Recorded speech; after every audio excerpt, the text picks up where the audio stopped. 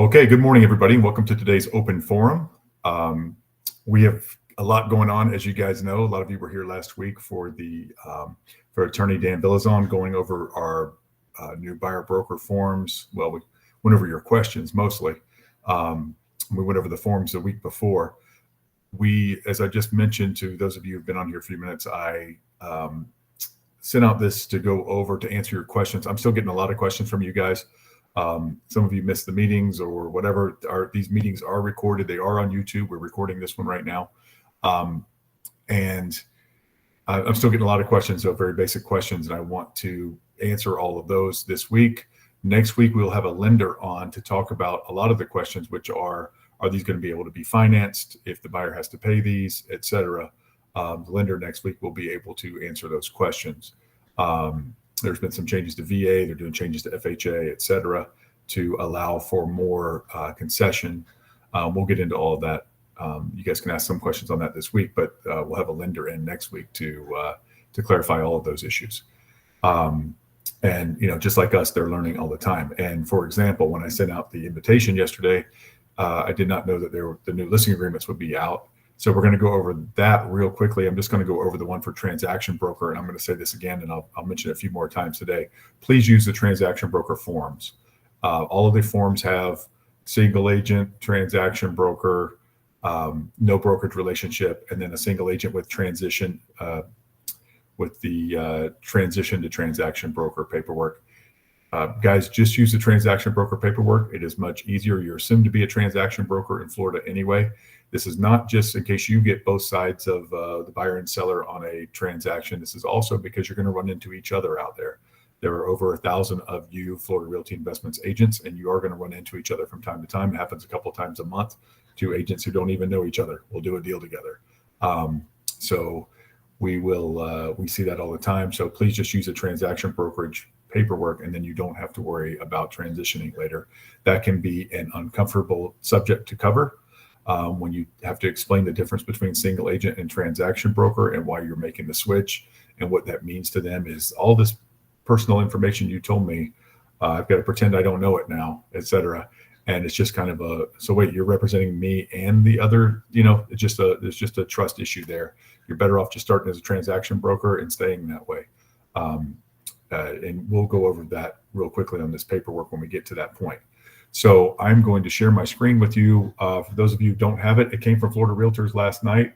I am going to put the link for this. How about that? I'll put the link in the chat. World's longest link. I'm going to put it in the chat so you can find it on your computers if you would like to go over it. But I'm going to, if you want to go ahead and click on it and have it on your computer, but I'm going to go ahead and go over it now with you with the shared screen so you don't have to look at it while I'm doing this.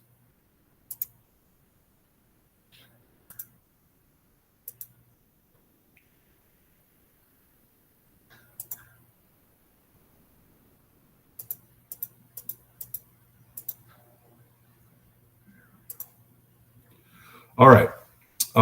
So this all looks the same up here. Everything is the same, even the same lines at the end, the same boxes you check here. Same. Nothing has changed all the way to number 7, number 8, compensation, the same as always been. It's always been number 8, but number 9 now is not the cooperating compensation it used to be, which you see has moved down to number 10. At the bottom of your screen there, you see compensation to buyer's broker. Okay, look at number 9. This is all new language. Notice the seller regarding buyer brokers. The buyer's broker, even if compensated by seller or broker, will provide services for the buyer. Seller is advised and is aware that seller may, but is not required to, compensate a buyer's broker upon closing. Seller may choose to enter into a separate written agreement to pay buyer's broker or may approve broker to pay buyer's broker in accordance with paragraph 10. Seller also understands A, buyer's broker may include this broker if broker also works with the buyer on this transaction. So buyer's broker may include this broker, being the listing broker, if broker also works for the buyer in this transaction. That's the transaction brokerage. If this occurs during the duration of this listing, broker will be entitled to the compensation in paragraph 8 for services performed for seller, as well as the buyer's broker compensation in paragraph 10 for services performed by buyer. The seller should therefore take this into consideration when negotiating compensation. And C, broker may receive separate compensation from buyer for services rendered to buyer by broker. Okay, so you guys have done variable compensation for years. If you want to do that, you can. You do it in additional terms, just like you always have, which is to say, if I'll use Bill Newsom here, if William Newsom of Florida Realty Investments represents both buyer and seller, the commission will be 4% instead of the 6 or the 5 or whatever it is that you guys decide to do. You guys have always, traditionally, not all of you, but some of you have traditionally taken less money if you work both buyer and seller sides.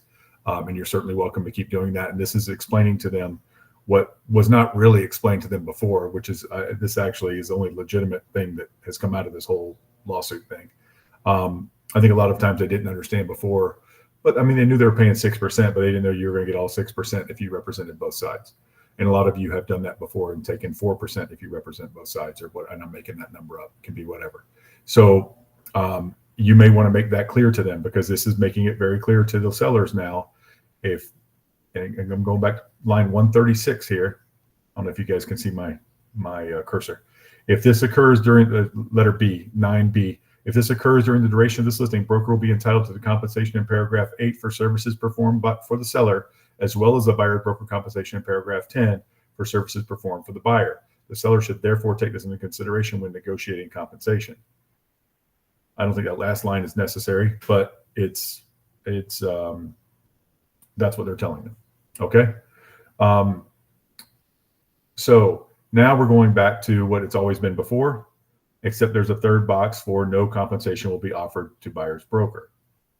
So compensation to buyer's broker, brokerage commissions are not set by law and are fully negotiable. That's new too. Seller approves the following. Seller authorized broker to offer compensation to buyer's broker in the amount of blank of the purchase price or blank.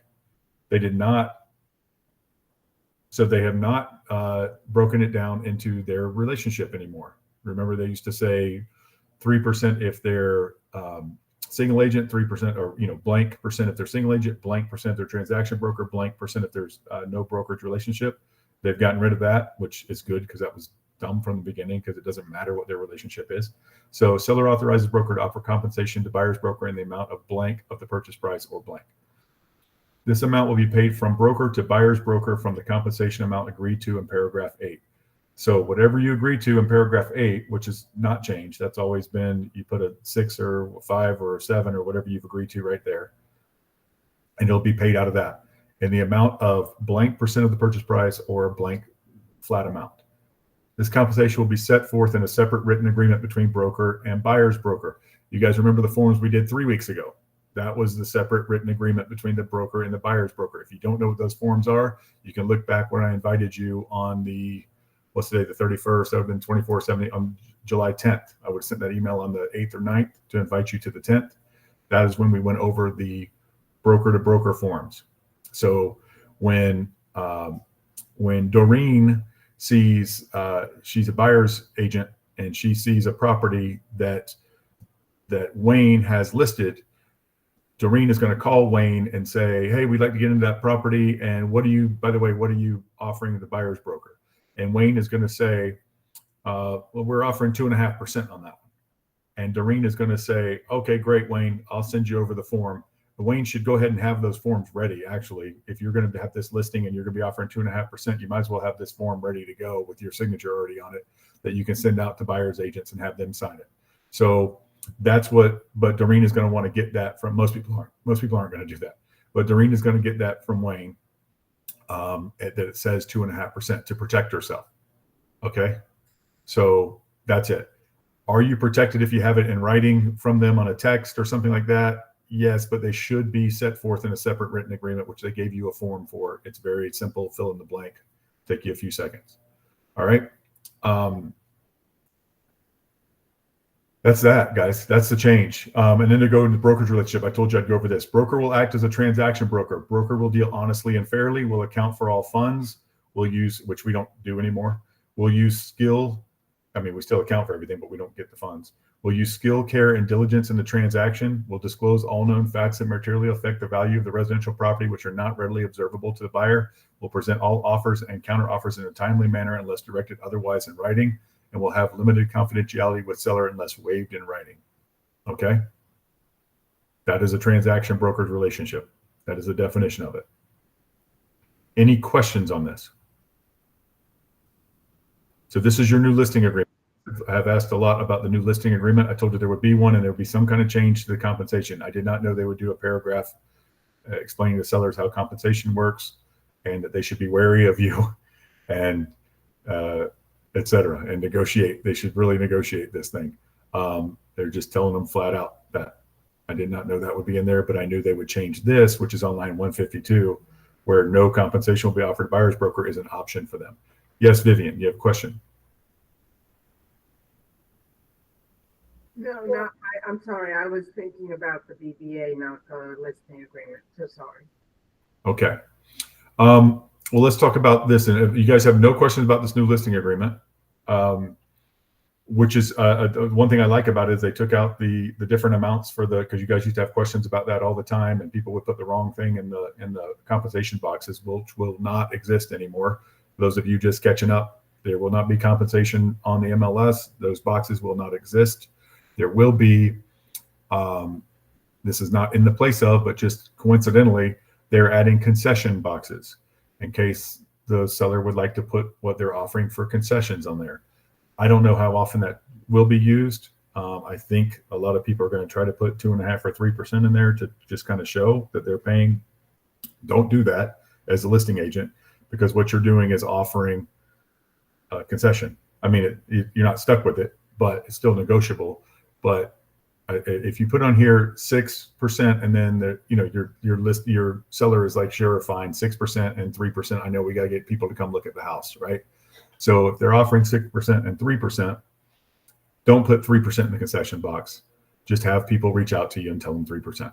Do not put it 3% in the concession, because what they're going to do is they're going to call you, and Doreen is going to call Wayne, and Doreen is going to say, Wayne, what are you guys offering? He's going to say, it's awesome. It's 3%.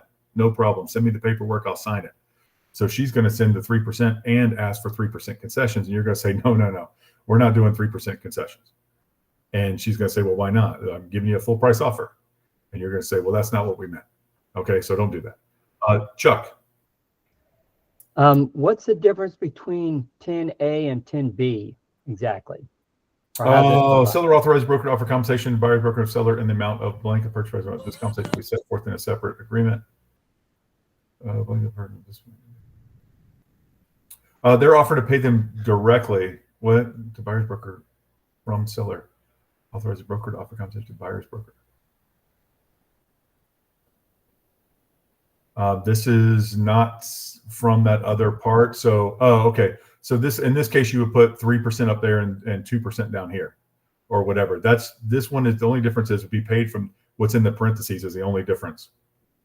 This amount will be paid from broker to buyer's broker from the compensation amount agreed to in paragraph 8. This one makes no reference to paragraph 8 because paragraph 8 is only going to say 2.5 or 3%, which is for the listing agent. And then seller authorized offer compensation to buyer's broker from the seller. So they're allowing them to offer that separately of whatever that's going to be, 2.5%. Any reason? No reason to use one and not the other. I can't see it, Chuck. I can't imagine in practice why you'd use one and not the other. Because I mean, old school would be how we've been doing it would be to put 6% up there and then 3% down here. Thanks. But don't put 6% up there and then 3% down here. Then you're offering 9% and you're getting 6% if you're a listing agent. But that's not fair to your seller. That would be, obviously they wouldn't understand. Okay. Does that answer your question, Chuck? I believe so. Thanks. All right. Lou. Hey, Ryan, what about listings that are already listed? For example, I'm getting ready to close here in August. Are those grandfathered in, or how? Doesn't apply yet. Doesn't apply yet. You're perfectly fine. You don't need to switch anything, any paperwork that you have right now. You're perfectly fine. At some point, they're going to zap that box off of the MLS. August 17th, I guess, is the date. They're going to zap that off of the MLS. Thank you. All right. Until then, they'll give you instructions if you need to do anything. Right now, they haven't given any instructions. They're just going to zap the compensation box off of the MLS. You won't be able to put any more in there, and they'll erase the ones that are there. Do not make sure. One thing they keep telling us, so you don't get fined, make sure you haven't put any kind of compensation information, including bonuses or anything else, in the realtor remarks or obviously public remarks, which you wouldn't have done anyway. But the realtor remarks, make sure they're clean. Do not have any compensation on there. Okay. Tariq. Hey Ryan, how are you? Good, bud. Hey, just to get some clarification on the compensation and concession.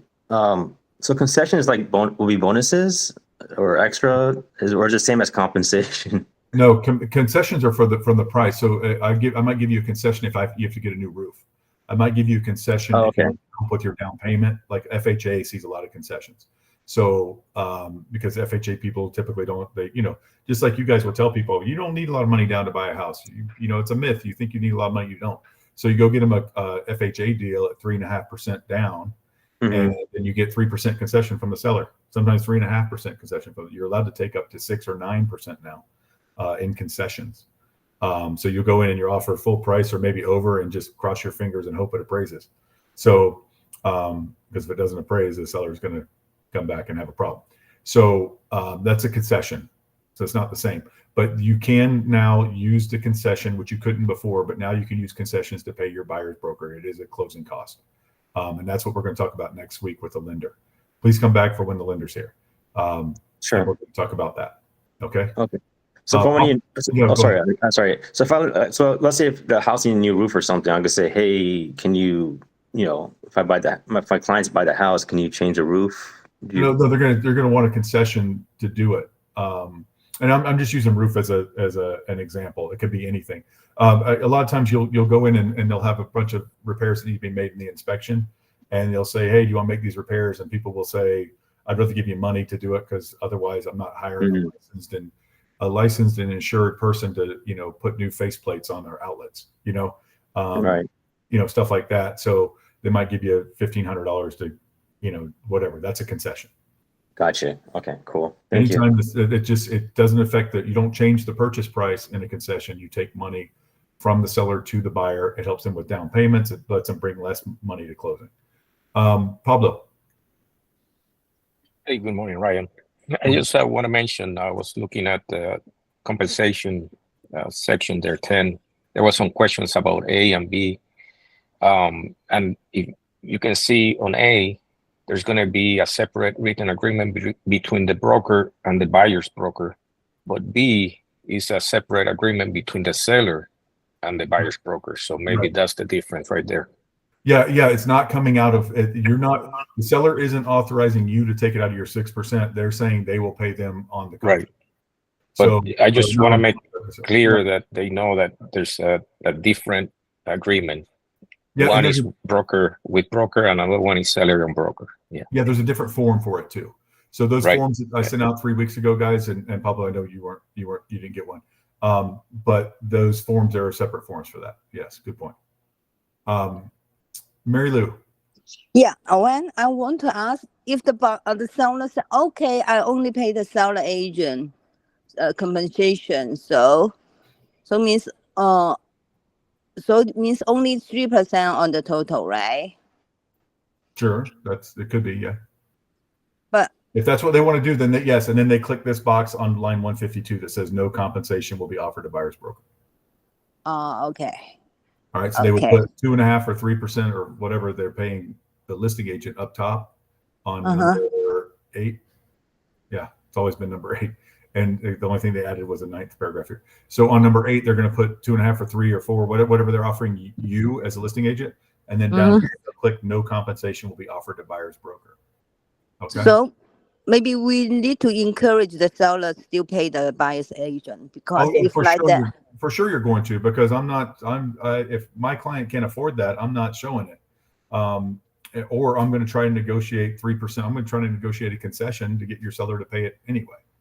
So don't worry. If I'm a buyer's agent, I'm gonna get paid. And if I've got to move on to another property, I've got to move on to another property. If you're not offering it and my client can't afford it, and you won't do concessions, then okay. So okay. So I can, Mary, I can call you if I'm the buyer's agent. I can call you and say, "Hey, Mary," because I won't know that they're not offering compensation. So I'll call you and say, "Hey, what are they offering for compensation?" And you'll say nothing, and I'll say, "Okay, well, I'm going to write a full price offer, but we're going to get 3% concession. And we're going to ask for 3% concession." And you're going to say, "Oh, okay, I don't know if they'll take that." And I'll say, "Okay, well, we'll see." Or I probably, before I show it, I'll ask you, would they consider a concession so I can get paid? Because these people can't afford that. And you'll say, we've already talked about that. They will not. Or you'll say, I don't know, they might. In which case I'll show the property and maybe we'll get a concession. But I'll explain to my buyers that you're not offering a compensation for me, and we'll see if we can get a concession. Okay. And if not, maybe the lender will work with them on paying me. Okay. So there's lots of ways to still get paid, and we're still going to get paid. And I don't think a lot of people, if you're a good listing agent and you explain to them that they're good, that, you know, this house isn't going to sell as fast if we're not offering buyer's agents anything, then they should, you know, if you do your job well, it's part of sales. You know, and that's what you're going to need to do. If you can. If you can't, then you can't, and you explain to them it might take a while to sell it. So it means I thinking and talk to the seller is if you want to sell fast, you need to pay the buyer's agent's commission, right? In order that you have many showing on it, right? That's what I would say. You're going to get Yeah. more showings, and your chances of getting a higher price are better if you have more showings. Yes. Okay, understand. Thank you. All right, Mary. Bonnie. Bonnie, you're on mute. Hi, Ryan. Sorry. So can you just clarify? So we cannot put compensation or bonuses anywhere in the MLS or realtor remarks, but we can put concessions. So There- like there's if gonna we be a- say there's gonna be a- seller's willing to offer 5,000 concession towards new flooring or whatever. Not only can you, but there's a box for it now. There's gonna Okay, be a- perfect. Okay. Great. They cannot be related to, it's not supposed to be, it's just coincidence that's going in at the same time that the. We compensation- can't say seller's willing to offer concessions for buyer broker. No. Yeah. We're not saying anything about Correct. anything that leads to anything. Okay, just want to make sure I was clear on that. And also, on when you were talking about if we put in the top that we're charging, say, 6%, and then we put down in A 3%, the seller would in essence be paying 9%. No, only in B. That's in B. Only in B. A, it says it comes out of that. This Okay. amount, you see the. Okay, so we can put the 6 at the parentheses top here? and 3 on A. Right, on line 146, there's parentheses, says this amount will be paid from broker to Oh. buyers, from broker to buyer's broker from the compensation amount agreed to in paragraph 8. So A comes out of the 6%. B would be an additional to it. B, it says buyer broker from seller and the amount of that. Okay. And as Pablo pointed out, this compensation will be set forth in a separate written agreement between seller and buyer's broker. Okay, and then any of these that we fill out at the time we take the listing can be amended later if we need to, correct? Yeah. Okay. Yes, of course, a modification to Okay. listing agreement. You use that, and we talked about that earlier with that. So Bonnie, I want to cover bonuses too. Bonuses, I think you guys will see go away. Okay, and the point, the reason is because you guys need to know this: when you're doing the new buyer brokerage agreement, you cannot, and it says it several times on there, you cannot get more than whatever the percentage amount you put in there. Okay, so if you put 3%, and then you go sell them a Lennar house that pays 4% plus $5,000 bonus, you cannot get that unless you modify your buyer's brokerage agreement. Okay, so we could get it if we modify it. Yes, you have to modify it. Okay, thank you. That's a conversation you have with your buyer and say, hey, you mind signing this, allowing me to make more money? And I'll give you an extra $100 or something. Well, there you go. Yeah. Yeah. I mean, yeah, that's absolutely, I think I would offer them something for that. Yeah. You know? Okay. So any other, let me see, Jackie. Hi, Jackie, good morning. Can you hear me okay? I can, yes. Okay. I have a question. Yes, ma'am. Can we double dip? Have the seller pay portion of the commission and then the buyer pay portion of the commission? Of course. Yes, it even says that in this new thing where they're on line 140 here. I don't know if you guys can see my cursor. You can't. But on line 140 of this, it says broker C, number 9, letter C. Broker may receive separate compensation from buyer for services rendered to buyer by broker. So you can do yes, you can. And yes, Vivian, it's not double dipping; it's half dipping twice. Yes. Okay. Yeah, it's just old school that, but I mean, it kind of is. If you got 6% here and they did not negotiate, if you represent both sides, and then you have a buyer brokerage agreement as well. Yes. Okay. And in that case, we have to do the But amendments. typically, that's not going to happen very often. I don't think it's going to happen very often because you're going to explain to the buyer that I'm going to try to get this money from the seller every time, because the buyer is going to ask you 3%. I got to come out of pocket. They're going to say that every time, just about every time. If they don't, I'll be greatly shocked if they don't ask you where that money is going to come from. And you're going to have to say, I'm going to try to get it from the seller. And in some cases, you're going to say, we're going to have to get it from the seller because you guys told me you have $1,700 and we got to do an FHA deal where we get 3.5% back just to get you in there so you can afford the appraisal and the inspection and the closing costs if we're lucky. So we need to get 4% back from the seller. You guys have done that before. I've seen you guys get 6% back from the seller. So one of the changes now with FHA and VA is that you can get money back now from you can get concessions from the seller and use it toward your buyer brokerage agreement, the fee. Okay, thank you. And like I said, we'll have Paul will be on next week to talk to you guys, lender, about how that's all going to shake out and the changes that have been made. Let me go into chat. Do we have any other questions before we go forward?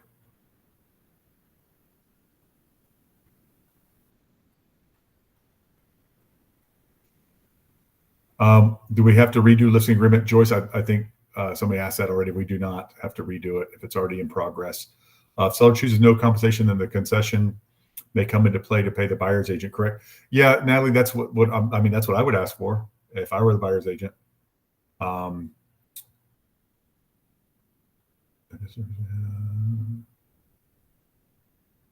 Okay. We have OH for colleagues. Use the transaction broker form every time for everything. Juliana. Yes, so I have 2 listings in when this goes into play. When the brokers call to see if there's a commission being offered to the buyer's agent, I can just tell them yes, 2.5, whatever was agreed already when we signed the listings last year. Yes. So after the transition, you've had this, say you've had this listing for 4 months and it's a 1-year listing, right? And so when August 17th rolls around and that all your compensation boxes are off of there, and Bonnie has a client and Bonnie's bringing her who's interested, she has a buyer who's interested in your listing and she calls you. Yes, you tell her whatever was on the agreement. Yeah, that's what you're going to do going forward. Even though you're using the old listing agreement, you're it's gonna say on there, 2.5% or 3%, whatever you're offering. That's what you tell her. Yeah, just like normal. Okay. Perfect. Yep. Thanks. Oh my gosh. You just have them sign it. Open house. Move toward purchasing with the listing agent. Hosting open house. The DBA is not required to show an unrepresented buyer of the property as you're representing the seller at that point. Involve further. Okay, that makes sense. She's talking about an open house. If you're the agent hosting the open house, BBA is not required to show an unrepresented buyer, somebody who just wanders in. God damn it. That was, please make sure you're on mute when you come in. If you are the agent hosting the open house, a BBA is not required to show an unrepresented buyer of the property as you are representing the seller at that point. Should the relationship evolve further and you show the buyer more properties listed in MLS, then of course a BBA would be required. All right. Any other questions on the listing agreement? All right, let's talk about everything else. What questions do you guys have on here? Yes, Tariq. Hey Ryan, cool. I had a question about the exclusive buyer brokerage agreement, which you went over a couple of weeks ago. Yes. Number 13 on other terms. Can we put? I mean, I looked at your video. I wasn't there for it. I looked at the YouTube video just to recap and everything. So, condition of closing, can we put it in there? Or I know you said you're going to get back with us on it if you can do it or not. Great question. Sorry to interrupt. We are going to have our own forms. I did not tell you that yet. We are going to have our own buyer brokerage form. It will be a fillable form that you guys use, and we're going to have you guys all use our buyer brokerage form that we are going to have. Awesome. So I don't need to use. So we don't need to use the one that you get. It will have the language that you need in there. There will be certain things that you can add to it, which will be we're going to add a box for buyers not interested in seeing properties that don't offer commission. For people who can't afford to pay your commission if they get the chance, you know what I mean? Like if they have to, sure. They can't afford to. So that will exclude you from having to show properties. If I call Bonnie and Bonnie says we're not offering a commission and we never will, and we're not doing we won't give you a concession either. We're not helping at all. And I've got a buyer who can't afford it. Who's scraping nickels together. I don't have to show them that property. The NAR and FAR were trying to scare people into saying that was steering. If you steer them away from properties that don't show you, that don't offer you commission, but that is not steering if they can't afford it. I also would not show my FHA client who's approved for $300,000. I wouldn't show them mansions on the lake either because they can't afford it. So that's not steering. That's not wasting everybody's time. Sure. So that's that. Will it have language in there explaining to the consumer about, hey, this, you'll be paying basically the difference. Like if you agreed on 3%, like whatever percent we agreed on, they'll pay the difference of that. You're gonna have to tell them that because we're not gonna we can't put that in writing in any way that's can be agreed to. So we can't give them a range. That's not legal. They've been very clear about the things we can and can't do, and giving them a range to say, look, I'm writing you down for 3%, but if they offer 2%, 2.5%, we'll be fine. Not going to chase you for it. You can tell them that, but you can't put that in writing. You can't have a range of things that we'll accept. For example, you can't say 2.5% to 5%. You can't plus any bonuses. You can't. It has to be something that with a number on it. It has to be a direct number to be transparent, completely transparent, to say this is how much I'm making.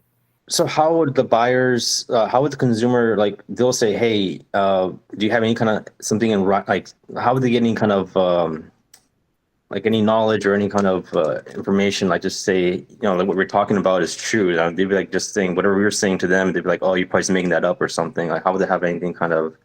What would they think you're making up? Like if you're saying like you'd be paying, like how would they will, like if you agree on 3%, right? Like I'll be charging them 3%. For my commission, like how would they know that? Like if the other listing agent's giving me 2.5%, like how do they? Like how would they? It's on the settlement statement. Okay, all right. Well, I mean, like information packet from NAR. Well, first of all, also Tariq, you're going to have a written agreement. So you show Bonnie, you want to show Bonnie's listing. You call Bonnie, she says 2.5%. You're going to send her a form to sign that says 2.5%. And like I said, if you guys do a good job as listing agents, you should have those forms ready to send out. And I can show that to, and I can show that to my buyers. Like, hey, they're offering me 2.5%. Yeah, absolutely. Or if it's only 1%, that's where you really have to say, oh, it's only 1%, and you're not even going to show them to that. Not only going to show them that, you're going to show it to their lender too. If they're having to, if we're having to do a concession for it, you're going to have to give it to their lender, and you're going to give your form to the title company. Make sure you get paid. Title company says they don't want those forms, so you just tell them that you're getting 2.5 or 3% or whatever, and what you have to show them the form is if the buyer objects to that. Okay, great. So I just basically hold off on this form till I get yours from FRI to have my buyers sign on it. You said that you're gonna no, go ahead and use the one they have right now. We're going to have one in a week or so. Go ahead and use the one they have right now. Okay, cool. Donna, yes, you can modify. You can modify any of these agreements. The listing agreement, the buyer brokerage agreement, all that stuff, you can modify it to say, yeah, you could always go back and say that. I don't want to modify it if we're just looking at a house and we're just going under contract. I don't want to modify my agreement from 3 to 2.5 yet until I know that we're going to go to closing. Because then if, they don't like the inspection, now I got to get them to modify it back to 3 in case I get a 3 next time, whatever it is. So I wouldn't do that. Just let them know, look, you promised to pay me 3. That's what's on the agreement. They're offering 2.5. That's fine by me. I'm not going to chase you that. And we'll sign a paper before closing to show that you're good with that. All right.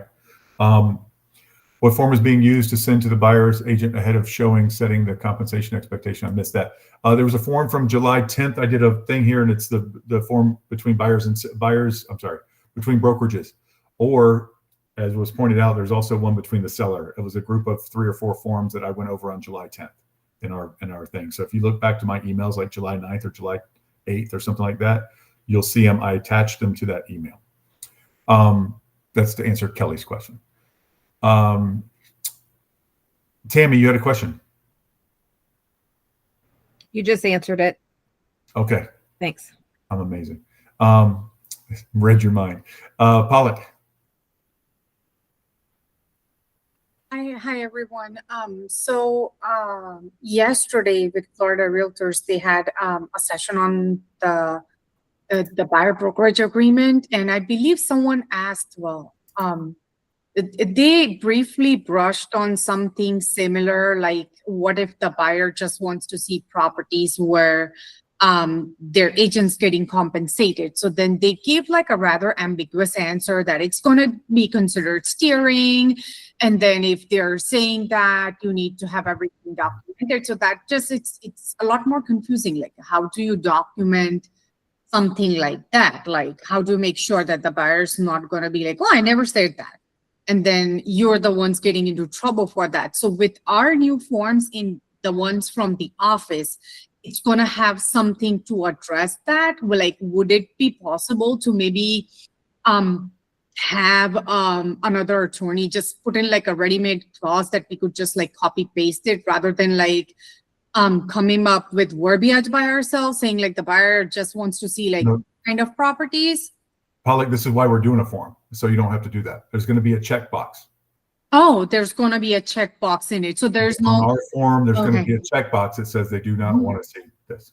Okay, that's awesome, because yeah, I was kind of like the answer was really ambiguous. So they're like, you're steering the buyer essentially. So, and then I'm sorry, I forgot. I did have a follow-up question. For the new listing agreements, they're having another webinar, Florida Realtors. But again, it's going to be like a whole bunch of ambiguous stuff in there. I believe it's on August 6th. It was very informative, but a lot of things are still not like crystal clear. It's just, I felt like I got more confused than when I kind of like went in. They didn't have like clear answers to like, okay, what if this happens or what if that happens? But if anybody wants to join that, yeah. Okay, great. And you guys are getting the invitations to those, and I recommend you go to as many things as those as you can, but keep in mind they are not in the business of selling real estate. They are in the business of being lawyers. So, explaining all of the stuff that happened with NAR. They are not in the business of selling real estate. You are. Do they always have your best interest in mind? No. And just keep that stuff in mind. We're going to have a checkbox, the same now. So if you look at the form we just said, one of the things that I told you that I read to you from this transaction broker thing, and it's on all of your, I'm going to share this again real quick. It is on all of your, sorry, this is a single agent form, I believe. Yeah, this is a single agent form. But even the single agent form says it right here. Let me blow this up for you. Presenting all offers and counteroffers in a timely manner, unless a party has previously directed the licensee otherwise in writing. This is on the transaction broker, transaction agent broker form as well. Presenting all offers and counteroffers in a timely manner as a listing agent, unless a party has previously directed the licensee otherwise in writing. So What some of us do, some of you do, and what I do is I write in the additional terms that broker will not present offers that are less than 80% of list price. Okay. That keeps me from having to present all of these nonsense offers that you get flooded with from the people trying to do, all the fancy financing and all of the 70% offers that go out on the date that you list them. And then every 30 days, 60 days, 90 days, et cetera. You don't have to present all those if you write that in there. So you and the seller can agree on a listing agent to anything you want, just like you and the buyer can agree on the buyer brokerage agreement to anything that you want. As long as it's legal and ethical, you can agree to that. If they don't want to see certain houses, then they don't have to see certain houses, as long as it's not based on, some protected class or something like that, something that's illegal, some kind of fair housing violation, which offering commission is not a compensation to a buyer's broker is not a protected anything in any kind of fair housing. So you can absolutely exclude that from your showings. All right. Sorry, just one more follow-up question based on your like what you mentioned.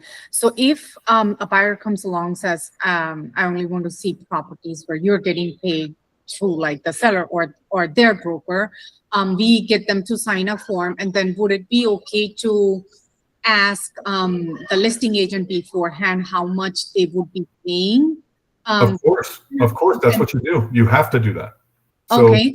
And then if like, I'm just like for the real estate purposes, do their responses count if they like respond via text or email? What's more preferred? I prefer something in writing, but if you just do that, but you're going to follow up with a form, Pollock, that's what I'm talking about. Those forms that I sent out earlier, you're going to follow up with that form. So if you call Tammy on her listing and Tammy says, we're offering 2.5%, you're going to, like I just forward the form. Tammy should have the forms. She should say, I'll send you a form at 2.5%. Okay. All right. So and that's all before touring the property. So it's going to be a lot of work. Yeah, it's well, fortunately you make a lot of money when you sell one. I mean, don't tell some hourly worker somewhere that's a lot of work, because they'll say that's what I do all day, every day for a small amount of money. So yeah, it's a lot of money, but we get paid well. Christina.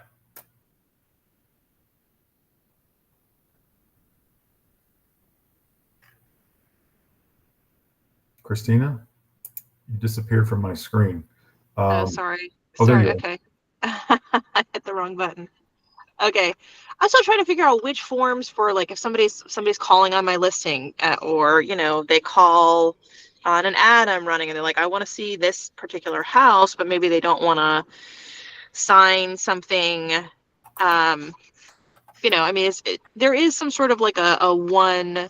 Is it like a no brokerage type of thing, or like a single showing form, or what's advisable there? Ask me that question again. What forms are best to use if somebody calls on an ad or a listing that I'm running or that I have, and maybe they just want to go see one property and they're like, hey, I don't really want to sign a full, commitment to work with you on every property because I haven't met you yet, whatever the case may be. A buyer brokerage agreement, I think for now there is a single showing form. I'm pretty sure. Yeah, that's what I mean. If somebody doesn't want to sign, they're like, hey, I don't know who you are. I've talked to you for 5 minutes. I don't want to sign a full agreement. Can't you just what do we have them sign? Can't you just date it for that day? Because I think the date range in there. And I think you could probably just write the one property on there as well. You can. Right, but I mean, is it such a thing for like a no brokerage form? If somebody, if that agreement says, hey, I'm gonna potentially get paid this fee, and they don't feel comfortable with that, I guess it would just be a single showing form, or. Christina, it's the law if they want to see something. It's not the law; it's the rules if they want to see. No, something. I understand, but like, versus a full buyer brokerage agreement, like a single showing kind of a thing, or like a no broke. I just saw somebody in a different state saying, hey, they're going to sign a no brokerage or something like that, where they don't want to commit to potentially having to pay you based on not really having had a lot of interaction with you. sorry to jump in. Can I add something to that? Yes. So yesterday, they did mention something along the lines of this kind of a question. So what they said is, if someone inquires on your listing, you are technically not working for them, you're working for the seller. So you don't have to like get them to sign something. She briefly mentioned, especially about the open house thing, like it's okay for you to speak with the buyers for your listing, like, discuss the information, things like that.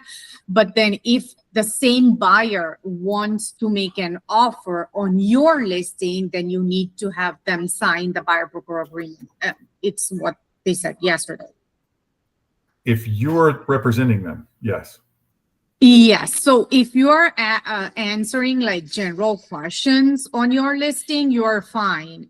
As long as it's your listing. Like it was hard to understand, but they did like mention something vague on those lines. Like if it's your listing, you are technically working for the seller, not the buyer, so you should be good.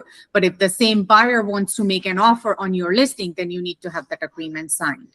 I don't know if it applies for touring as well. I would think it'd be a good idea for our listings, even having just some sort of a single property form, even if it's our listing and they just want to look at it, so they don't come back with their cousin Jim and say, hey, Jim wants to make a commission. I think they have to disclose. I'm going to want them to disclose that up front, because if they have an agent, then, Jim Bob needs to come open the door for him. I mean, I'm all, I facilitate, things for my sellers all the time. But I mean, if some of these people want us to do all the work and then they come in at the end and get the paycheck. I'm just looking for an alternative for, something for somebody that I understand it's mandatory. I'm fine with that. I'm already doing that with a buyer broker, but I'm just trying to look for an alternative in terms of if somebody calls on a local services ad or something that I'm running and says, hey, I want to look at 123 Main Street, and say, okay, cool, here's a buyer broker. I don't feel comfortable committing, to all of that. I mean, I guess outside of what Tammy's saying is to modify the buyer brokerage agreement, but I thought there were like, single showing or no brokerage agreements, and I just was curious what your recommendation was. But you're technically putting yourself in a position you're going to get paid by that buyer, kind of. Tammy, I understand that somebody's going to have them sign.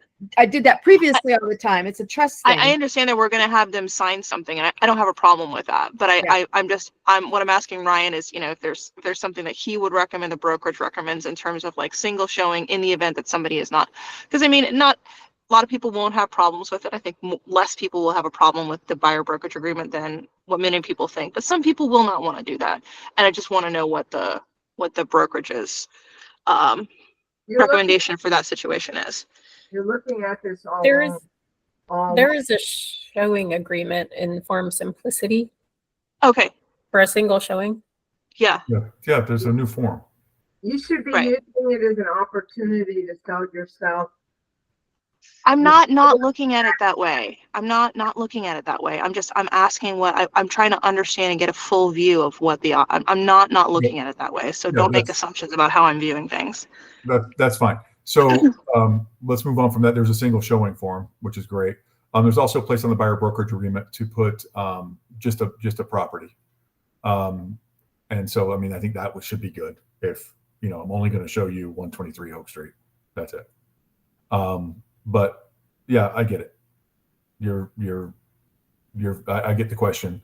Yeah. And some people are skittish, like a long-tailed cat about signing paperwork with somebody, especially just to do something. I just want to look at it real quick, so that's the thing. And if it's your listing, then it's nice and easy. But like you're saying, if it's Terry's listing and it's 123 Oak Street, now you got to go in and show Terry's listing.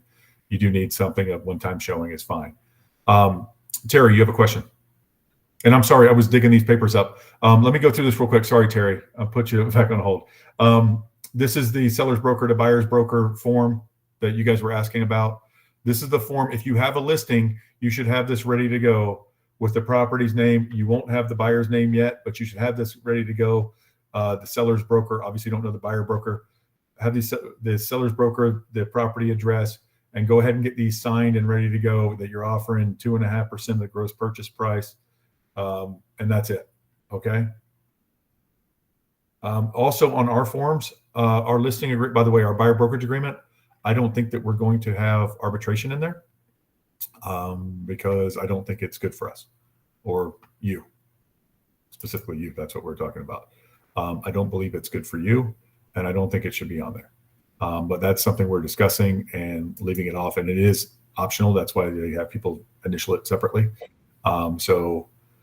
That. No, it cannot. Okay, absolutely cannot. That's a great question. I was going to point that out. The form cannot be attached on the MLS listing. I know it's going to have to be given out when people call you to ask about it. Absolutely cannot put on that anywhere on the MLS. Nothing can be attached.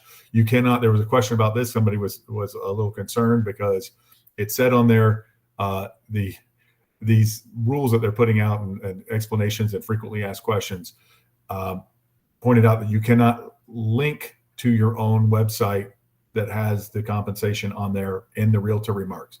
You can have it on your own website, but you cannot link to it. So people were confused about that. You cannot put it in the realtor remarks. Come check this property out at www.lorilaventhal.com, but you can have it on Lori Laventhal, well, your own name.com or whatever your website is. You can have it on there, but you cannot link to it from the MLS, anywhere on the MLS. Okay. So I just wanted you guys to see this form. This is a seller's broker to buyer's broker. Let me go back to this. This is the seller to buyer's broker. So the two different forms. This is the one that's straight from the seller. So if you did use that 10B instead of 10A, this is the one where, and this can happen. It absolutely can happen.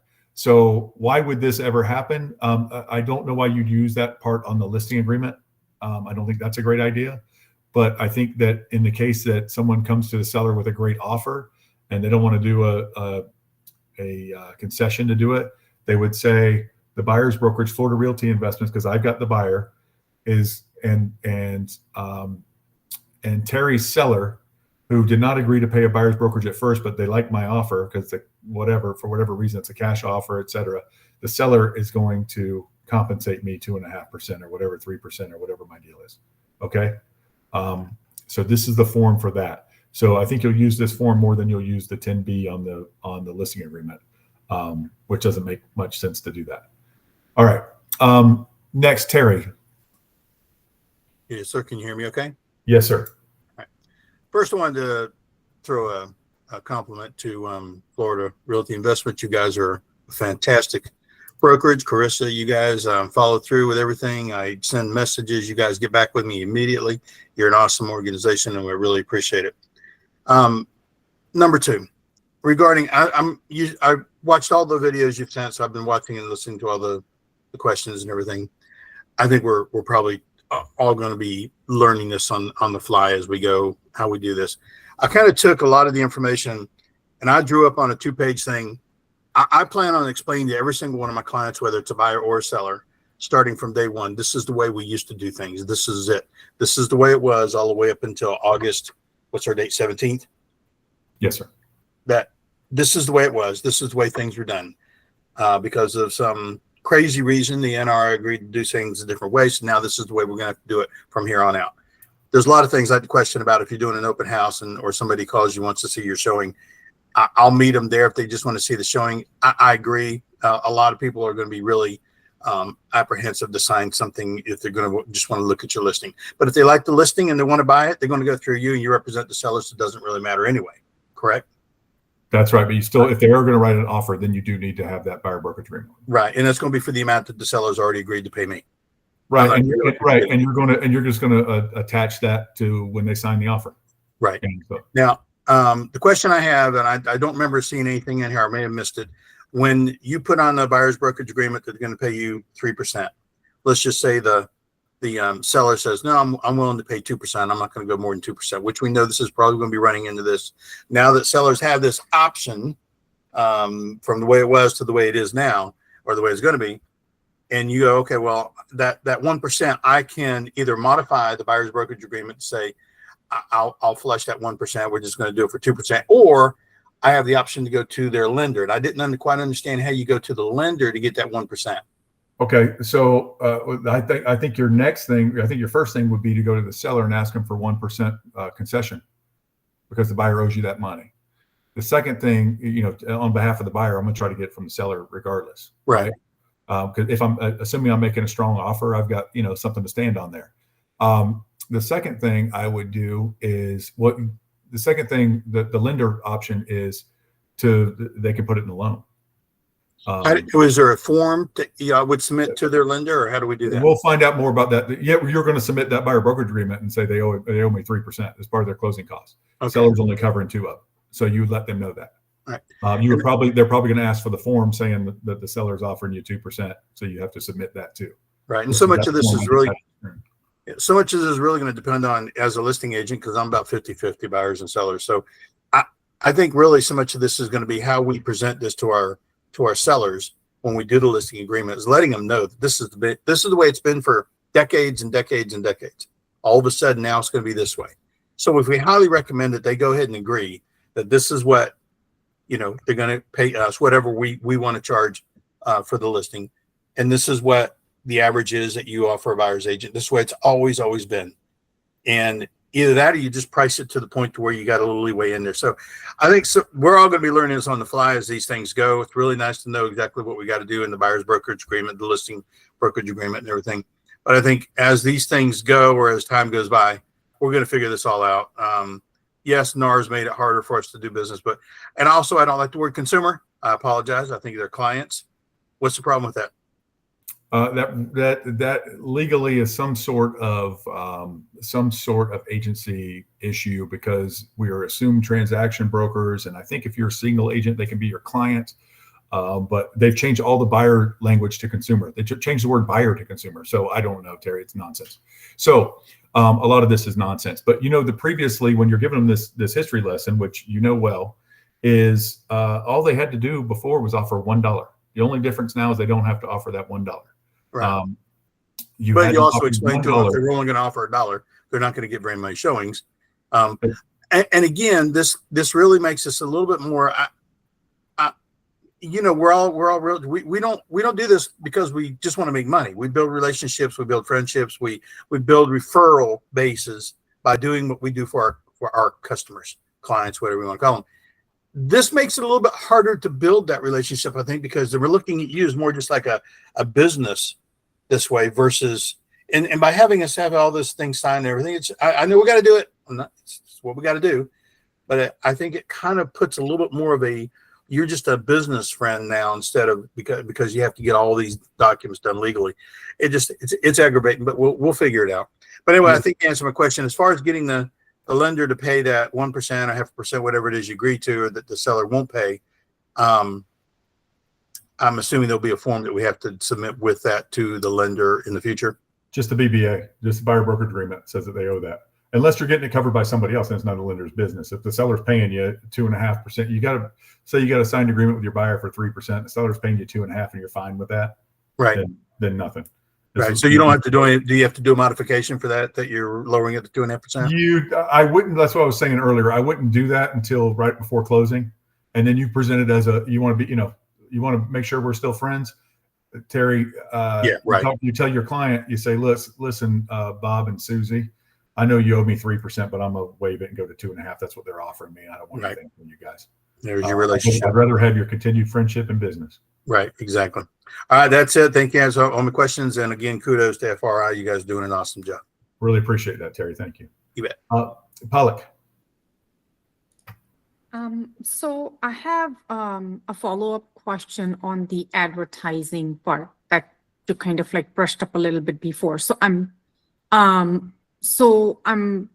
starting to do this for one of I just have a listing.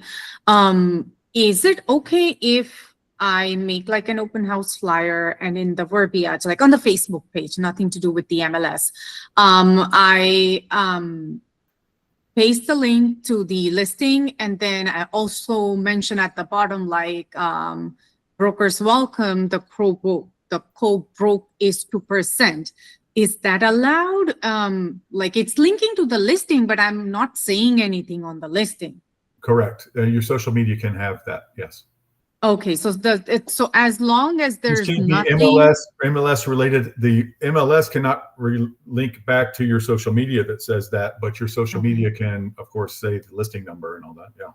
So in a nutshell, just like the very important thing to keep in mind, like you can't have anything linking or any indirect mention of any kind about the co-broke when you're doing the listing, but That's you're not doing something MLS. outside, that's fine, right? Correct. Okay, and then I do have another question because I just fired like some buyers from hell. When we sign the buyer brokerage agreement, there in my understanding, there's no official like cancellation form that we can get the buyers and ourselves to sign if we choose to part ways. Would it be possible to have one for FRI just so that everybody's clear, like there's no ambiguity once Yeah. the relationship ends? So the regular BBA has a modification of BBA, just like you modify a listing now by canceling it. Okay. We cancel a listing by modifying it. It'd be the same for the Okay. BBA. We'll have to have our own form for that too. Okay, so I'm just trying to understand the way things are right now, even with like a new form, once it gets rolled out from our office, like the brokerage, do we have any verbiage or anything of that sort in the form that can make it just easier for like, okay, we're signed, we're done, it can get canceled, or can we have like a Yes. separate form for that? It's going to be a modification form that we'll have for our own. That you can Oh, put on there awesome. that it expired on July 31st. Yeah. That's save. That's a lifesaver because the buyers I fired recently, she was a huge liar. Like she was lying beyond, and then she's sending me emails trying to get me to acknowledge stuff that I did not do. I kind of like maintained just a professional thing. But I did want to get done with that. I sent them so many emails, like at least 3 saying, I don't want to deal with you guys, but just like because I didn't have any forms signed, I feel a lot safer. We might run into situations where we as realtors are like, how do I get them off my back? So you'll have a modification. You can send them, Okay. you can cancel them. And it actually says on there, that was the interesting part of the BBA is what it said on there was that we can cancel it anytime we want. And it didn't say how to perfect. cancel it. So Okay, because that's on the BBA. one that Florida Realtors has says that if the consumer requests, then the broker will cancel something on That's the those old one. lines. Yep. Yeah, that's The new one's better. Okay, awesome. So the one from our brokerage would have that verbiage. That's I'm what we just talked about happy. with Dan Awesome. last week. We talked about how they've tightened it up and made it a lot more broker friendly. Perfect, Now that they're required. Okay, Lori. Lori, you're on mute if you're trying to talk. There you go. Yeah, that's exactly what happened. Okay, I have 2 questions. First of all, there was a period of time when there was a rash of out-of-area brokers that were just sending their buyers to call the agent to make an appointment to see the house. And then later on, they come back with a contract. And they never showed the house then. And we thought we were working with those buyers. And it turns out we were being deceived. The single showing form will protect us from that, won't it? No, what's going to protect you from it is if you show a house. Yes, it will protect you. Yes, if they sign something with you, then it outdates the one they signed with someone else. So yes, to answer that question, yes. But you don't have to have one if you're showing your own listing, if that's what you were asking. If you're showing your own listing, have it anyway, you don't have to have one. Yeah, and that was I got. But I would go ahead and get one. I mean, there's no harm in getting one now. So yes, use that to protect yourself. Yes. Okay. And the second is when on social media or advertising where there is no link between MLS and social media, for instance, I can go ahead and put in the commission offer, can't I? On what? On your social media, yes. Okay. All right. You can advertise what you're offering the buyer's agent. You can get a tattoo. You can wear a hat that says it on there. You can wear a shirt, anything that says anything you want to, but you cannot link anything to the MLS. You cannot. I really think that NAR sold us out. I know, Lori. We'll talk about that later at a later date, but we got to comply by everything right now. I got it. Okay, thank you very much. All right, bye, Lori. Next is Tariq. Hey, Brian. I was looking at that compensation agreement, the seller to buyer's broker. The verbiage, like what's happening is basically my buyers are asking me, hey, okay, fine, we agree on 3%, but if the other agent's offering 2%, let's just say hypothetically, they're offering 2%, the listing agent, like, well, they will be only responsible for the 1%, correct? So, Correct. So how, is there any kind of writing or anything like explaining like a guide for buyers to understand the process? Because they're just taking my word for it. I'm showing them the listing. I'm going to show them the listing, that agreement, of course, what they're offering me, but like, how would they get like some kind of material for them to be informed on how the process works? Is there something out there? You inform them. I don't know what you mean. So your agreement says 3%. They're only offering you 2%. Are you going to go after that 1%? Of course, I'll go after the 1%. Well, who are you going to go after for it? Oh, the listing agent or The seller. The seller, right? Correct. At some point, the seller, right? So you go for it, and the only time there's a problem is if you can't get it. So you either decide to accept that 2% or you ask the buyers for it, which is, are they capable of paying it, or et cetera. I mean, we got to be tough. I mean, timid salespeople have skinny kids, so you got to be tough and ask people to get paid. Okay, so basically I'm just basically educating my buyers, like say, hey, this is how the process works. Okay. If they offer me, I have several avenues to go down. I can ask them for more. I can put it in a contract. I can put it in a concession in a contract, so I can get paid. Which, by the way, now, guys, I don't know if you guys remember that from a previous training, but you can write in the contract now that concession is going to go toward buyer brokerage fee. Okay. Okay. Buyer brokerage compensation. All right. But we can discuss that later, Tariq, if you have a problem. Let's move on. Denise. Sure.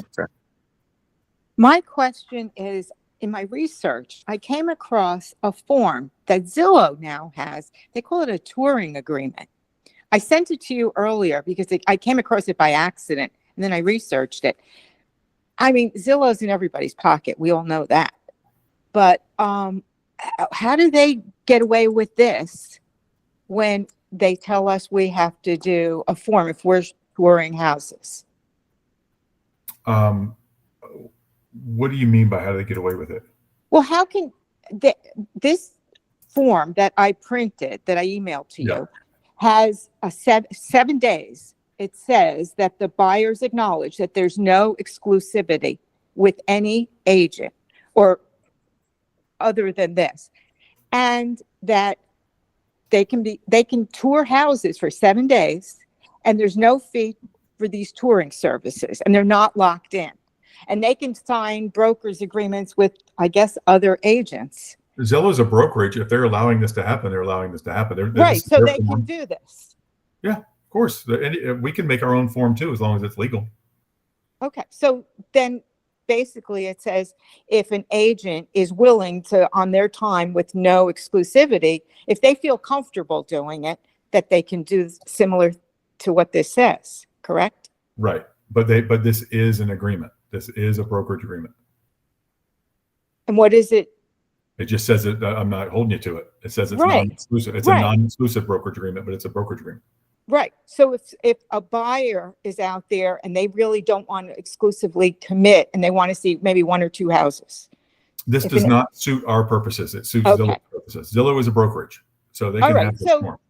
So FRI does not approve of something like this. We would. Well, I mean, you can do it if you want to. It's potentially wasting your time. Yeah. Right. I understand. I understand what the downside is of it. I'm just saying I saw this and I'm saying, well, I don't understand. Okay, you answered my question. I think All right. For example, also, you guys have heard EXP it doesn't have a place on their listing agreements to put buyer's compensation at all. They can write it in additional terms if they want to do it. Is that something that we want to do? Of course not.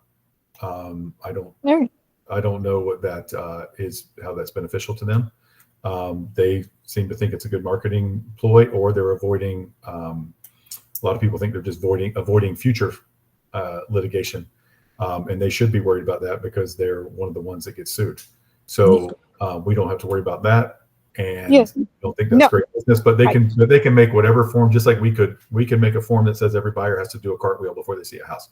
It doesn't do us any good. We're not going to do it, but but we can make any kind of form that But we want. we're gonna start seeing buyers asking about that they saw this form with Zillow or with EXP or with somebody else. So if we're aware of it and we can explain it, it makes it just easier. Yeah, that's basically it, right? yeah. Nobody's working for free out there. Right. So- I know. Okay. Thank you. All right, David.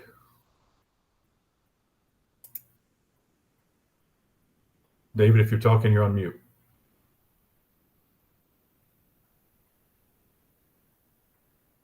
All right, hands down. Christina. Well, thank you for the suggestion for the tattoo. I'm going to put the compensation tattoo right next to my All my FRI, listings, 3%. Yeah. right next to my FRI logo that I have on my Nice. left bicep. So that's great. And I think it was Tariq who was saying, like, how are they going to know? I mean, what I'm going to do, and I think great opportunity, create something, like you can make a video talking about it, create a little PDF or a social post, kind of frequently asked questions or things for buyers to know. And so, I mean, use it as an opportunity to kind of make your own resources. I know that, I saw like Realtor.com, and I think NAR came out with like some FAQs, and like I think Realtor came out with a bunch of like social templates, like here's what we do, here's kind of explaining things. So those are some resources. In terms of all these questions that I'm forgetting. Gosh, Ryan, now I'm forgetting my question. Oh, okay. Well, it's left me. I'll come back to you. In my old age, I'll tell you when I remember. All right, I'll come back to you. Lavette. Yes, good morning, Ryan. Good I'm morning. getting off topic here. Have you done a training on condominium sales or listing? I need a refresher. Have I done a training on what? I'm sorry. Condominium sales or listing. I need a Okay. refresher. I will put that on the list. Send me an email and I'll put that on the list. Okay, so you haven't done one in the past. I have in the past, but I don't know how long it's been. Probably a year and a half. Okay. All right. Now, well, quickly. And what are So you when you, specifically? Tell me on that yeah, email. I what you was gonna specifically ask. want to know. Yeah. Okay, so send an email to you. Okay. Yeah, and tell me I'll do that. specifically what you want to discuss about it. If it's the documents or the financing or whatever it is you want to discuss about it. Got it. All right, Pollock. Thank you, Ryan. So I just have one more. Well, I have questions popping up in my head. It's like I'm all over the place. It's the recent experience I had with the buyers. So we didn't have an agreement, but I was the one who showed the property. They backstabbed me. They just vanished for like a week, and apparently I thought like there was something going on. They had another realtor put an offer on the listing that I showed, on the property that I had showed. So I had indirectly hinted to them that there's something called a procuring clause. So they freaked out. They came back to me and they pulled out of that listing. So now my question would be with the new buyer broker agreement.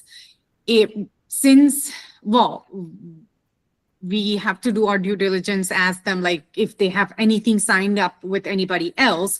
If they have signed up with someone else already, then it's them who has to pay 2 realtors later on for messing up, right? Or is it like the second realtor would have a claim on the commission? How is it gonna be? And then for the properties that one broker showed, there's gonna be like a protection period, I'm understanding, like what we fill out on the buyer broker agreement. But then do I have to advise them beforehand so that if they wanna move on to work with someone else, they actually have to sign a cancellation or cancel the agreement with me before moving on rather than like just backstabbing? Like, would it be safe to advise buyers when you're taking them on that if they choose to move to another agent later on, we need to cancel our agreement and then they're free to move on to whosoever they want to. Because if they want to if they want to use my services to basically see the property and then have someone else make an offer on it and not even tell me that they're gonna go with someone else to make an offer, but we still have a valid agreement. And then that new realtor later on signs an agreement with this buyer. So what happens to my agreement is what I'm asking. Your agreement is gone. It's superseded by the new agreement. Oh my goodness, that's horrible. Yes. I just had that happen. Even without the agreement, I kind of had to indirectly threaten them because I thought something was off. And then the husband mentioned that, one of my friend came back with rave reviews for someone else. So, we didn't want to talk to you. We just, got that person to make an offer. I'm like, that's not right. You should have told me before moving on, but that's just between me and them. But it's different when you are actually signing paperwork, right? Mm-hmm.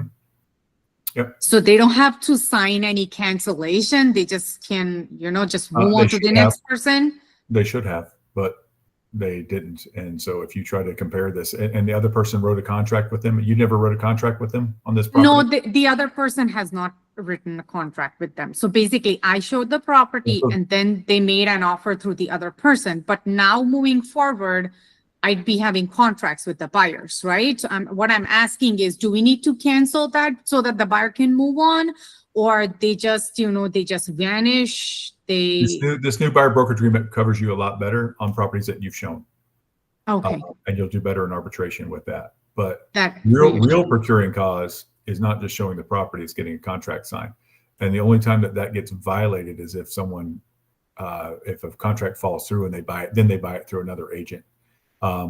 So that's not really, it requires two things, not just showing the property. That's not procuring costs. But with a board doing arbitration, there's a lot more of this and that. And typically whoever has the buyer on their side wins those things because they say, I was working with Pollock, but she was rude to me. And so I picked somebody else. They just make something up and the buyer always wins. Whoever has the buyer on their side always does really well. Sometimes they have to pay it. Sometimes if you've done a lot of stuff, they'll give you a referral fee just to go away. But otherwise, you don't typically win those. Now I've been bumping into these this is my second time having someone like this. So I'm like, is there any protection whatsoever for agents, or it's just, you're just at the mercy of the buyers and they're just driving you around, even with the agreement signed? Let's say okay, they just moved on to the next person. And then the next person gives them a tour of the same property. They already knew that they want to buy. And then the next person makes an offer on their behalf. So then what am I going to do about it? Okay. Somebody's putting retainer fee in the chat. Yes, you can do retainer fee, but I'm going to give you a little bit of tough love because that's what I have to do as your sales manager. Guys, when you show a house, get them to write the contract. You got to get people moving. If it's a house that they eventually want to write a contract on, you got to get them moving. You got to, sell the house, sell. And I know you're doing a good job. I'm not picking on you in particular, but show your house, sell the house, get them to write an offer, create some urgency. This house, you guys said you like this house. It's not going to get any cheaper. There's other people wanting to look at it, et cetera, right? So let's get people moving on this house, and you've got to sell them.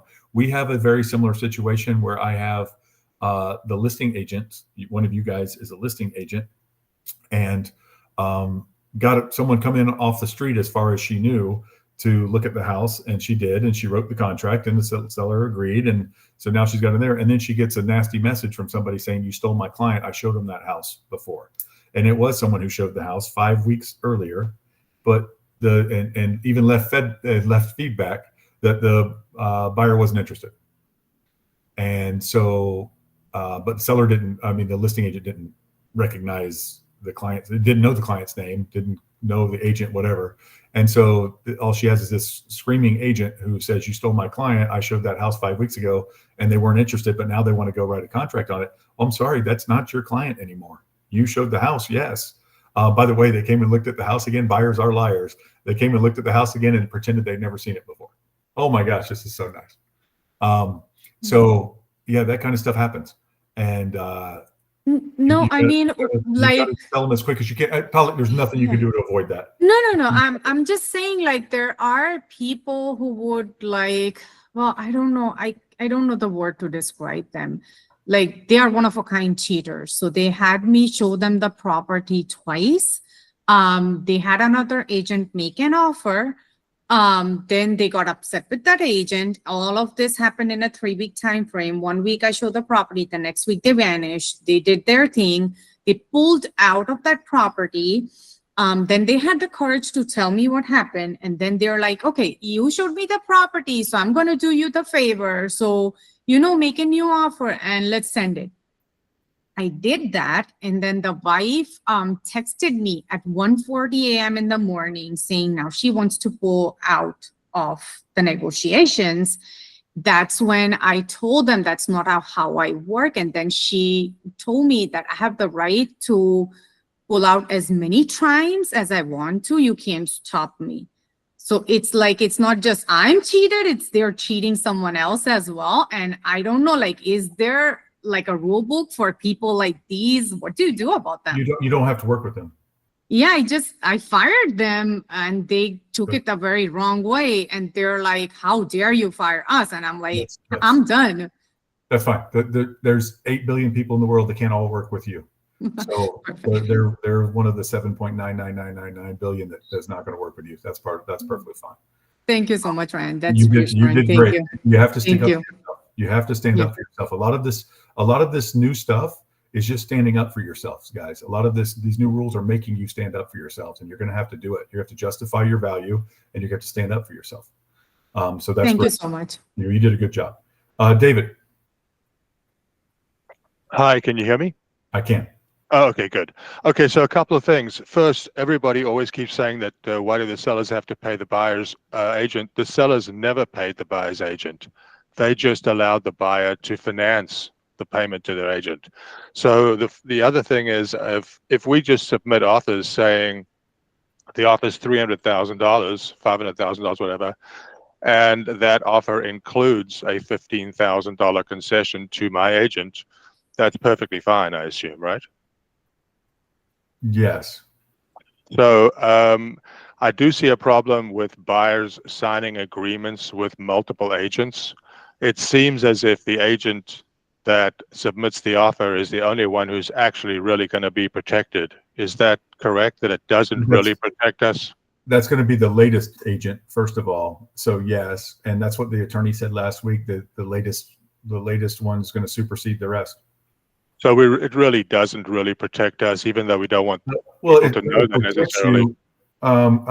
I think that it can protect you, but buyers are going to be liars. And no. Actually, what he said is that they'll owe all of you because of the way the form is written. I take that back. I take back everything I've said because I just remembered that.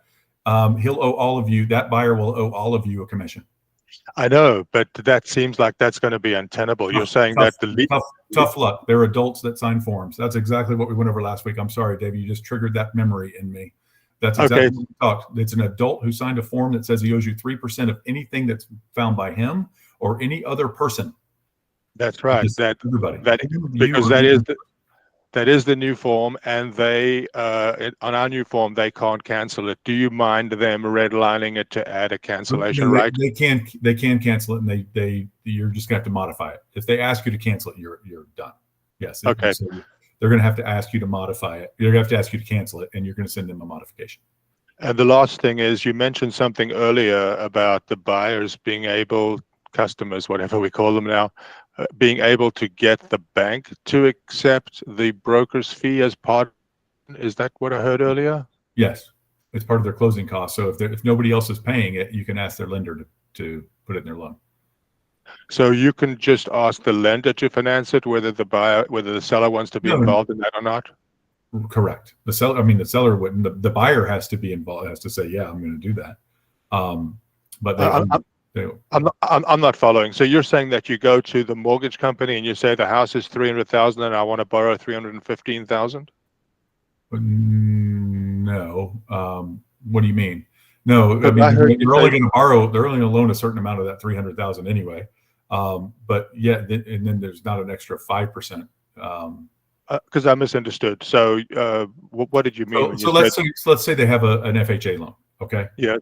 And we're going to try to get concessions from the seller to do it. If the seller won't do it, then we're going to ask the lender to do it.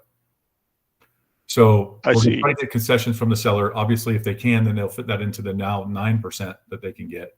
We're going to talk to the lender about this next week. I recommend highly that you guys come to that to try to get this stuff from their viewpoint about what the new limits are for concessions too. I had no idea it was so common to get concessions from lenders. It's not from lenders. No, it's not. You don't get concessions from lenders. They can put closing costs into the loan if everything else fits. I see. So what you're saying then is if I submit an offer that says it includes a fee to me, that as long as that loan amount meets the lender's standards, then they're not going to reject it. They're not going to do anything special. It's just going to be another wrinkle. Yes. Okay, I understand. Thank you. And then they'll want to see your form. So that's when we'll give them the form. I understand. All right. Can I add something to this really quick? I'm a loan officer, so I had like on one of the webinars with the company, they did mention that it's done for refinancing, like rolling over the closing costs into the mortgage. If the person refinancing is like they are low on cash and they want to like tap into the equity, so even though they're refinancing, there will still be closing costs, but some lenders do offer that option. Not everyone will. So I don't again know the clear-cut answer to that, but it might not happen always, but it's doable. They do it with refinances versus new purchases as of right now. Okay. I want to go to this real quick. Elsa asked a question. Do you need one for yourself, a buyer brokerage agreement? Nobody's really talked about that, but I would say yes, just like you need a listing agreement, even if you list your own house. I would get yourself a buyer brokerage agreement and go ahead and make it for a year and anything that you look at if you're buying your own investment properties. So yes, I would do that. That's a great question. I have not heard that discussed. We obviously need it for if you're listing your own property, but I would say go ahead and make one for yourself for now. Who is next on my list here? Christina and then Karen.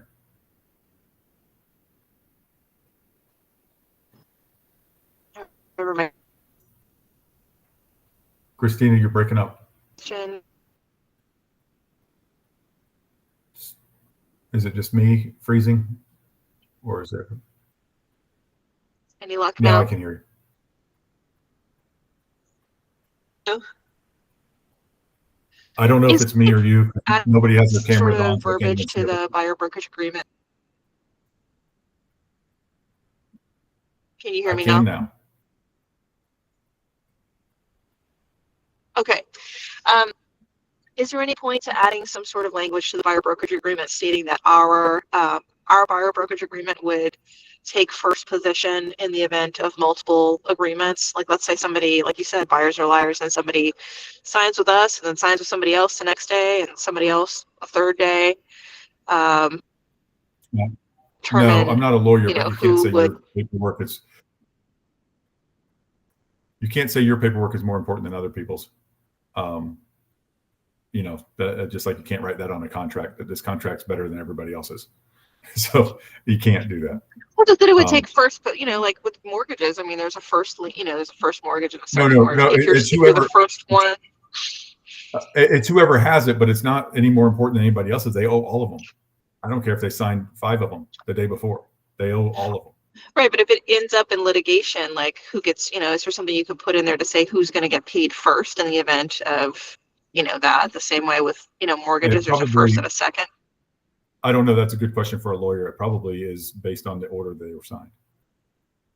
Second question, and I think you and I talked about this, but I'm just kind of trying to figure out the exact ins and outs of it, like in terms of linking to, like, I know we can't put compensation or any mention of it, but we can put in the realtor remarks, like, can we put like a link to a property information page on our website?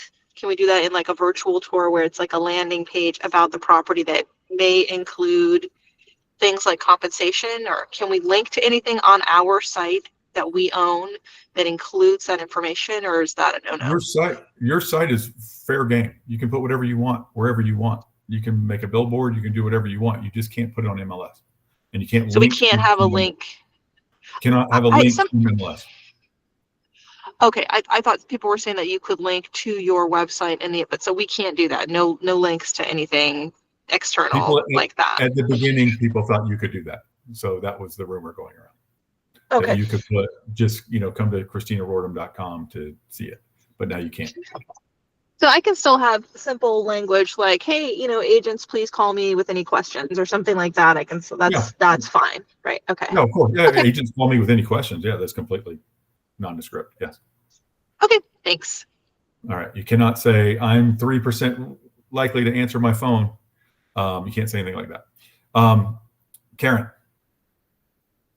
Okay, so just because I have bad old habits from Maine, so can we not sign someone up at FRI as a single agent so they're a client versus a customer? You can if you want. You just have to transition. Okay, well, I just didn't know if that was a policy or anything. It's just a common sense one because nobody's ever cared about that. But if you do, and I know a lot of you came from different states where it's not transaction brokerage relationships, that's perfectly fine.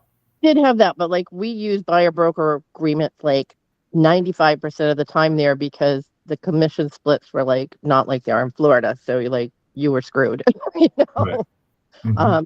So I mean, we would explain it that you're hiring me, I'm going to represent you, you're my client, this is a contract. If you go somewhere else to another person, you're going to owe 2 commissions because this is a contract, just like you sign a contract with a seller. So it was very clear up front with buyers that you are hiring me, and I'm going to try to get the seller to pay the commission so you don't have to pay it all, but if there's a shortfall, you would have to make it up. So they knew right up front, we were representing them, we were going to take care of them, and that's why we were going to get paid. So we didn't have a lot of them jumping from agent to agent because they knew, this was serious. Well, you're prepared for this because that's what it's going to be now. But I just wasn't sure. We keep talking about transaction brokerage, which I know most everybody does here, but I didn't know what our company policy was, if we could still say, you're my client, I'm going to be your single agent. Yes, you can say that. Okay. Then if we show an FRI listing, that's not any conflict? I think it is because you're showing it. I don't know, but you're not creating a relationship with a sale yet. So I don't know that is. I wouldn't transition yet, probably. But you can say this is another one from my brokerage. So if I get, I'll ask you. Yes. Okay. Thank you. All right. Pablo. Hey, Ryan, how do you suggest I deal with, let's say, a seller, right? I'm pitching my listing presentation, and they say, well, I don't want to commit on paying a specific amount of commission for the buyer's agent. Let's say he said, well, if they offer me full price, I will give him 3%. If they offer me $10,000 less, I'll reduce it. So, in the agreement, I have to put a specific number, but then we're bound to that. So how do I deal if he says, I want to wait for an offer first, and then I decide how much I'm going to pay? Well, you can put that in the additional terms. You can make that completely negotiable in the additional terms. You can put that on there. Just like you would so do I don't pick. If Pablo gets both sides, Pablo takes 4%. And I'll remind you, Pablo, because I do this all the time when we talk about this. Don't put Florida Realty Investments, put Pablo, because if you have one half and I get that, I bring the buyer, now we're stuck with 4% as a Florida Understand. Realty. So which option should I pick on 10? That's where I would do the seller is going to pay it, and because it's going to be based on what the seller does. But you can or you can just put C terms. You don't have to use the blanks that are on there. Exactly. Okay, so that's what I was asking. Where you're asking me how much, I just say C additional terms or whatever, and then. Right. Right. Got it. Okay. And Thank you. because if they're doing that, that's when you would use the second box and put see additional term, because they're not going to put 6% up top and say, well, let's decide Right. what to pay the buyer's agent. Exactly. They're going to put 3% for Pablo, and then they're going to say, let's decide what the buyer's agent gets. Exactly. And that's perfectly legal. And if I have a buyer and I call you, Pablo, and I say, what are you offering there? Say, well, for full price, we'll get this, whatever, right? It's negotiable based on what you're offering. But you're going to have to let me know at some point, because I've got to sign a form with you that says what I'm getting paid. And you can put that in the additional terms of that form. Okay. So then let's see. So I have to see the offer first, but then I thought that No, you can put that on the form. You can put that on the form to me, the one that you signed with me, the broker to broker form, or this one will be the seller. No, yes. So let's say somebody calls me with a buyer, and they say, well, we want to, do you pay commission? And I said, well, yes, depending on the offer, right? So, but I thought that we had to have that agreement. I'm going to want details. Right. What do you mean you have to So have that? before they submit an offer, I need, don't but they you put need that on the- that but you put brokerage that on the- agreement before? That's why go ahead and fill out the agreements before and say, we're giving, 3% if it's an offer of 565 or more. We're giving 2.5% if it's under that, whatever it is, right? Okay, we'll put it on the offer. Okay, on the agreement. Gotcha. Yep. Okay. Thank you. You bet. Lori.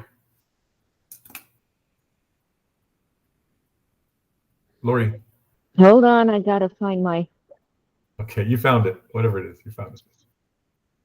I found it. Okay, if I have a Facebook page, can I upload my listing, not with a link, but upload my listing into my Facebook page and mention commission at that place? Yes. Yep. You can promote your listing and put, buyers. I just can't have a buyers link. agents welcome 3%. Yes. I just can't have a link back into the MLS. Well, Okay, boy, they make it difficult, don't they? Well, you can do whatever you want outside the MLS. You can, like that's where I said T-shirts, tattoos, hats. Okay, I just wanted to confirm that. So I can talk about commission on a different site as long as I have no direct link back and forth between the MLS. Correct. Okay, thank you. All right. More questions in the future. Bye-bye. Sure. Bye-bye. All right. Any other questions before we go? All right, guys, we'll be back next week with the lender. It'll be Paul from Samaritan Mortgage here to answer all your questions. I look forward to seeing you then. If you have any questions in the meantime, let me know. If you were kind of lost during this, check out our previous YouTube videos from the last couple of weeks, and you'll see everything that you need to see. I'll see you guys soon. Have a great week. We'll see you next week with the lender. Bye, everybody. Thank you. You bet.